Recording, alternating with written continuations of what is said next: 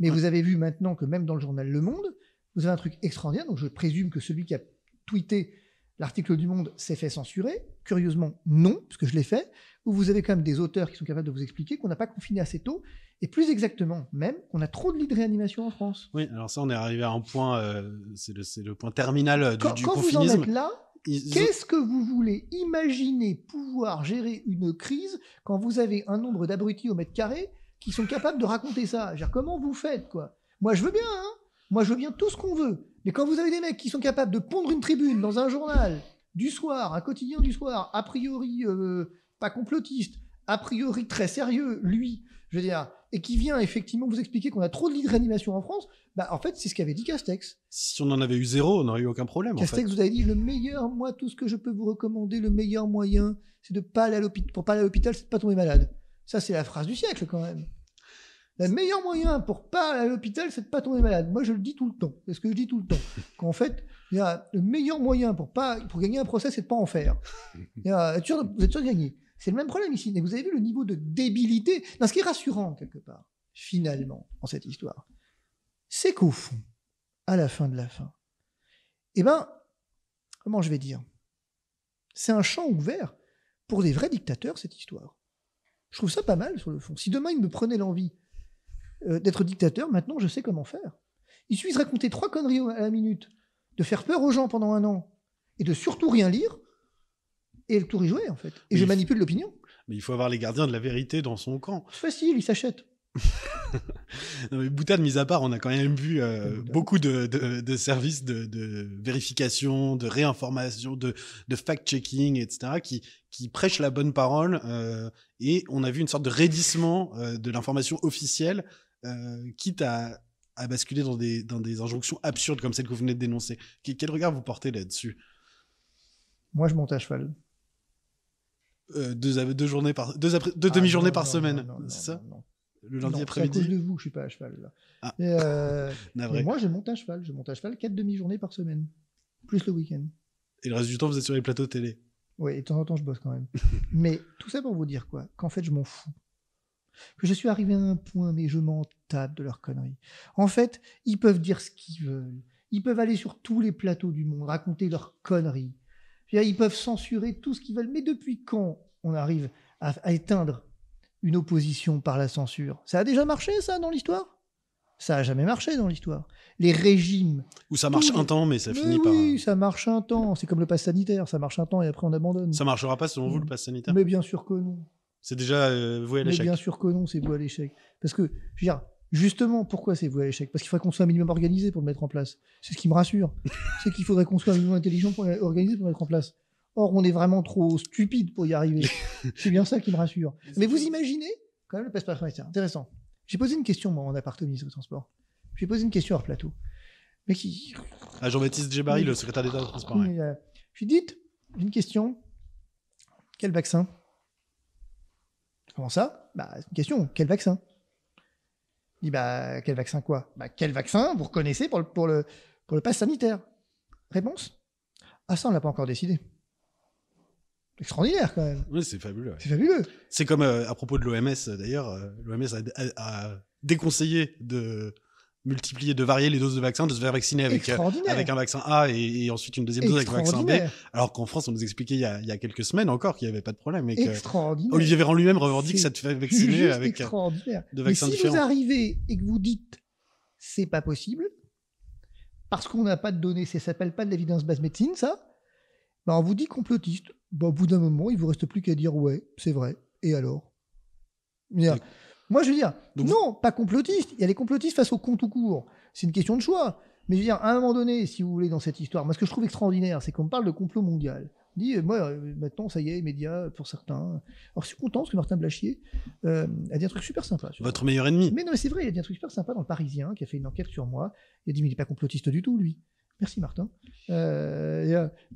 Oui, vous privilégiez l'hypothèse de la bêtise. Je le redis, ce que je vous disais tout à l'heure. Quand vous avez des mecs qui ouvrent des jauges sanitaires sur terrasse et qui se posent la question, qui le disent en plus, ils disent ouais, on est en train de réfléchir à la question de savoir si les types des clients des terrasses pour aller aux toilettes à l'intérieur. Quand vous avez des mecs qui disent ça, Ils peuvent pas être à l'origine d'un complot. Il faut être intelligent pour être complotiste. Merde.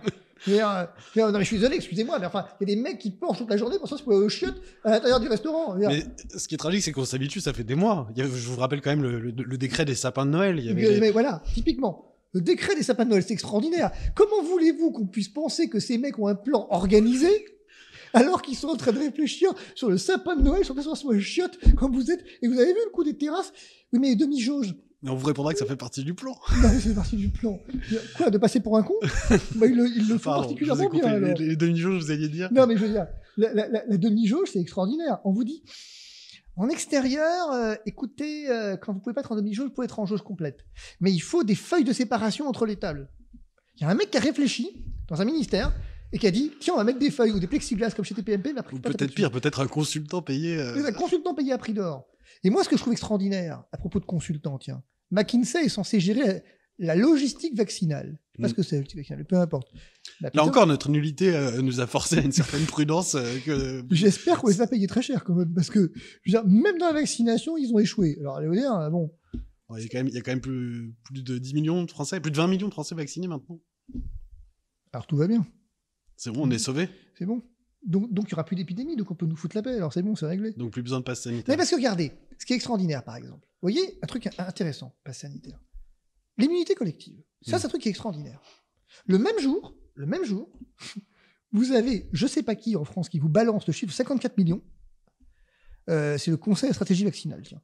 Pas compris quoi il y a tellement d'organismes qu'on s'y perd. 54 millions, et le même jour le CDC américain vous dit, on ne sait pas quel est le seuil. Ben, en France, on a des idées. On n'a pas de vaccin, mais...